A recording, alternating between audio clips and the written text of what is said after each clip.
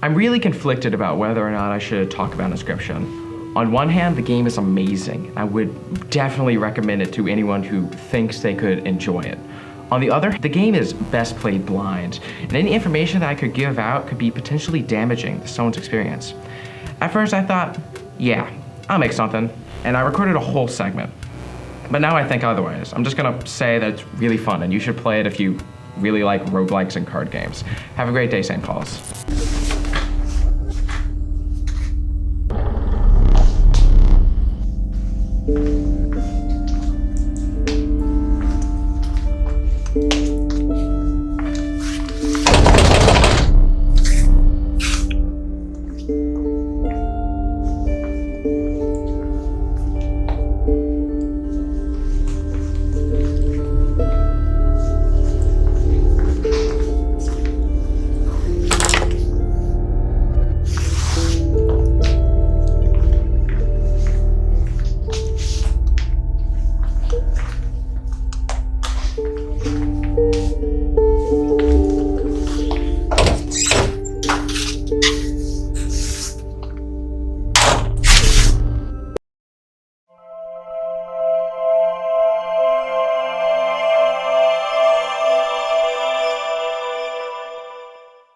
Hello video game players, I am the Jack of all reviews, and today I'll be reviewing the new Daniel Mullins game, Inscryption. I debate on whether or not I should even record this, but I think, yeah, I should. You start in what looks like some sort of cabin. Across the table sits a figure cloaked in shadows. All you can see is their swirling eyes. The figure reintroduces you to a game which it assumes you are familiar, the game of Inscryption. The game is simple. You draw cards from your deck and play them. However, some cards require a sacrifice and blood of another creature to play. What is going on here? Why am I here? Who is this man? How do I escape? The gameplay of Inscryption is mostly you playing this man's game. You slowly progress through the map, gaining new cards and buffing the ones you have.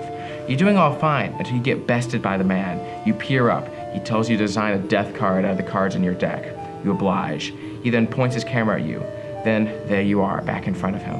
Inscryption manages to make a game with an intriguing mystery pulling you in and a great gameplay to keep you. If you are a fan of card games and roguelikes, I would definitely recommend Inscryption to you. Have a great day. Fallout New Vegas is one of the greatest games ever conceived. If you disagree, you're boring, and you think that EA putting out a new Madden every year counts as innovation. But every aspect of New Vegas has been finely crafted that makes the world feel so uncannily real. Patrolling the Mojave almost makes you wish for a nuclear winter. If your intelligence level is above Kirby's Magic Yarn, but you're too stupid to play something like Dark Souls, then you should probably enjoy New Vegas because of the satirical tone, but also appreciate how it comments on politics and real-world issues.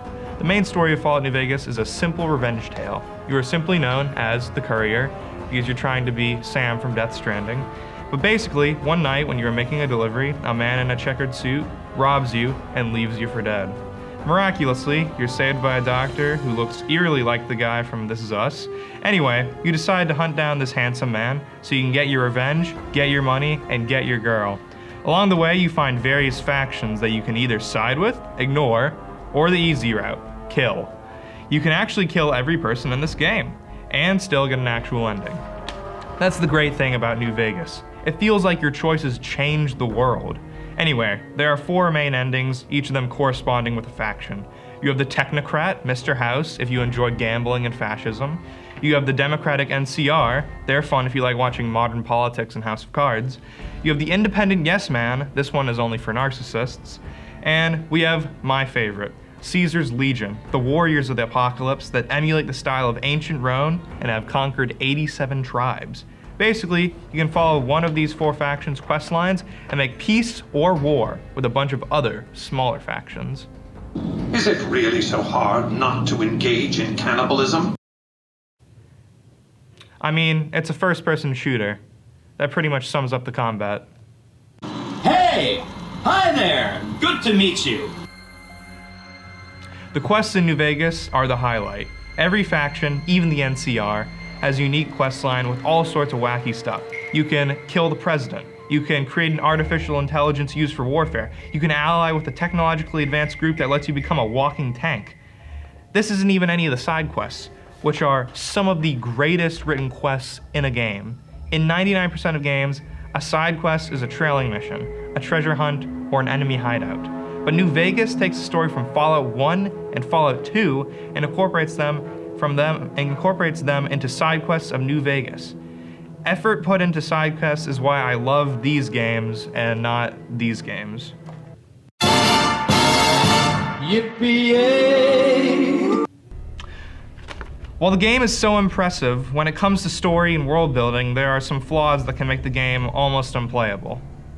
For some.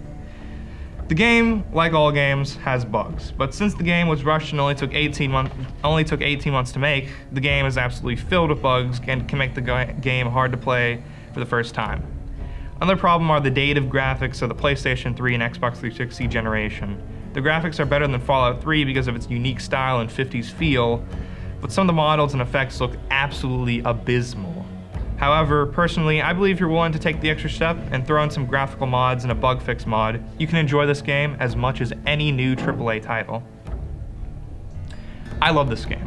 It is one of my favorite games, and I've sunk almost 60 hours into this magical little piece of art that I just find enthralling. The game has made a comeback in our generation, and I love to see that more people are interested in this game. I have to give this game a 10 out of 10, in my mind, but I feel like more people would put it around a 7 or an 8. But I mean, what wouldn't you want? You have bombings, blackjack, political intrigue, laser guns, aliens, jazz, thievery, radiation, cults. I mean, what else could you ask for? Oh, also the game is only $10.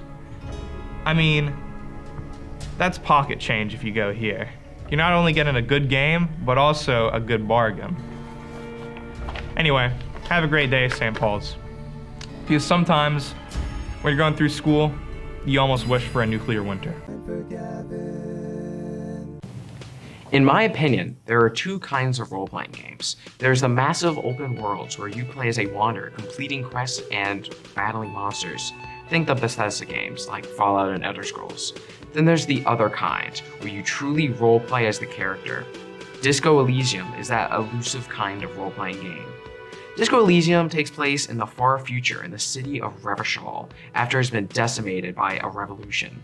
You play as a detective who has been sent to the desolate district of Martinez, which is controlled by an influential and completely corrupt union that is currently on strike. The reason you have been called here is murder. A man has been hanged behind a local inn, and it is your job to figure out why. Unfortunately, before the events of the game, your character has had such an awful midlife crisis that he has lost all his memory. During the course of the game, you will be answering such questions as, who killed this man? Why is my life so bad? Which extremist ideology do I subscribe to? And how can I somehow outsmart the union boss and make him think that I'm on his payroll so he will continue giving me money while I'm actually secretly opposing him?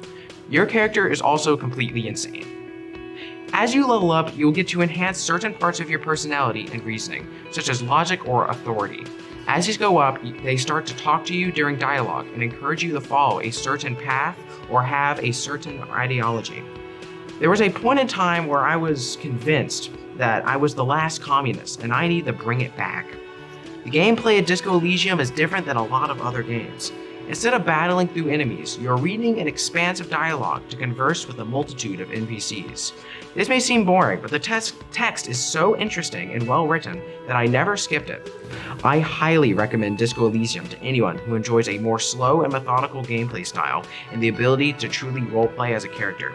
Have a great day, St. Paul's.